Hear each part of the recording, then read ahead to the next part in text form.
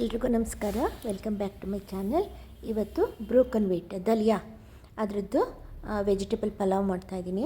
ಅದಕ್ಕೊಂದು ಲೋಟ ದಲಿಯಾ ತೊಗೊಂಡಿದ್ದೀನಿ. ಅದಕ್ಕೆ ತೊಳೆದ್ಬಿಟ್ಟು ಚೆನ್ನಾಗಿ 2 ಲೋಟ ನೀರು ಹಾಕ್ಕೊಂಡು ಉಪ್ಪು ಹಾಕಿ 1-2 ಸ್ಪೂನ್ ಎಣ್ಣೆ ಹಾಕಿ ಕುಕ್ಕರ್ ಲಿಡ್ ಮುಚ್ಚಿಬಿಟ್ಟು 3 ವಿಷಲ್ ಕೂಗಿಸ್ಕೋಬೇಕು.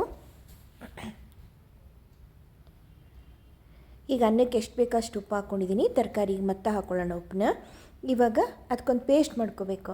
ಅದಕ್ಕೆ ಟೊಮೊಟೊ ಹಣ್ಣು, ಹಸಿಮೆಣಸಿನ್ಕಾಯಿ, ಶುಂಠಿ, ಬೆಳ್ಳುಳ್ಳಿ, ಕೊತ್ತಂಬರಿ ಸೊಪ್ಪು, ಜೀರಿಗೆ, ಪುದೀನ ಸೊಪ್ಪು ಇದಿಷ್ಟನ್ನು ಹಾಕ್ಬಿಟ್ಟು ನೈಸಾಗಿ ಪೇಸ್ಟ್ ಮಾಡ್ಕೊಂಡು ಬಂದಿದ್ದೀನಿ.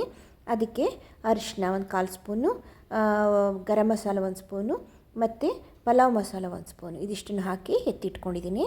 ಈಗ ಇದಿಷ್ಟು ತರಕಾರಿಗಳು ಕಟ್ ಮಾಡಿ ಇಟ್ಕೊಂಡಿದ್ದೀನಿ. ಏನಪ್ಪ ಅಂದರೆ ಈರುಳ್ಳಿ, ದಪ್ಪಮೆಣಸಿನ್ಕಾಯಿ, ಬೀನ್ಸು, ಕ್ಯಾರೆಟು, ಆಲೂಗೆಡ್ಡೆ, ಬಟಾಣಿ. ನಿಮ್ಗೇನು ಇಷ್ಟ ಆಗುತ್ತೋ ತರಕಾರಿ ಅವುಗಳನ್ನ ಹಾಕ್ಕೋಬೋದು.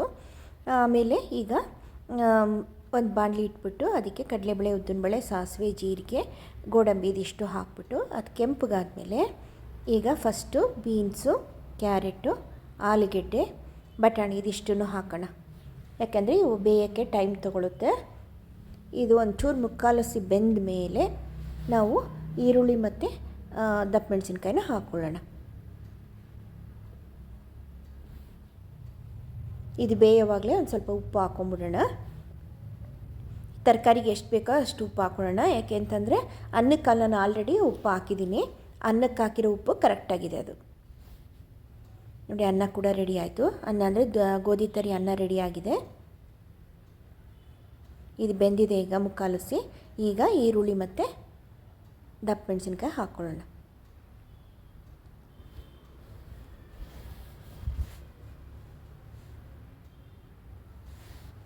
ಇದು ಬೆಂದ ಮೇಲೆ ನಾವು ರುಬ್ಬಿಟ್ಕೊಂಡಿದ್ವಲ್ಲ ಖಾರ, ಅದನ್ನು ಹಾಕ್ಬಿಟ್ಟು ಚೆನ್ನಾಗಿ ಒಂಚೂರು ಹಸಿ ವಾಸನೆ ಹೋಗೋ ತನಕ ಮಾಗಿಸ್ಕೋಬೇಕು. ಅದನ್ನು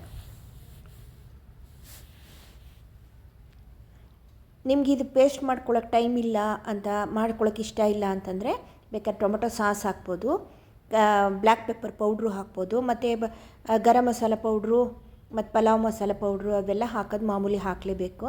ಈ ಟೊಮೊಟೊ ಪೇಸ್ಟ್ ಮಾಡ್ಕೊಳ್ಳೋಕೆ ಇಷ್ಟ ಇಲ್ಲ ಅಂತಂದರೆ ಬೇಕಾದ್ರೆ ಟೊಮೊಟೊ ಸಾಸ್ ಹಾಕ್ಕೋಬೋದು.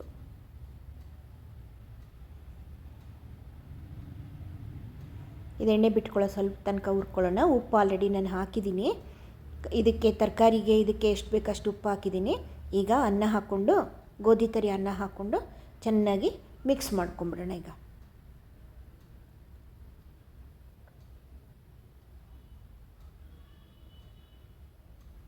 ಒಂದು 2 ಸ್ಪೂನ್ ಬೆಣ್ಣೆ ಹಾಕಿದ್ದೀನಿ. ನಿಂಬೆಹಣ್ಣು ಹಿಂಡುತ್ತಾ ಈಗ ಇದು ಚೆನ್ನಾಗಿ ಮಿಕ್ಸ್ ಮಾಡ್ಕೊಂಡು ಮೇಲ್ಗಡೆ ಕೊತ್ತಂಬರಿ ಸೊಪ್ಪು ಹಾಕಿದ್ರೆ ವೆಜಿಟೇಬಲ್ ದಲಿಯಾ ಪಲಾವ್ ರೆಡಿ.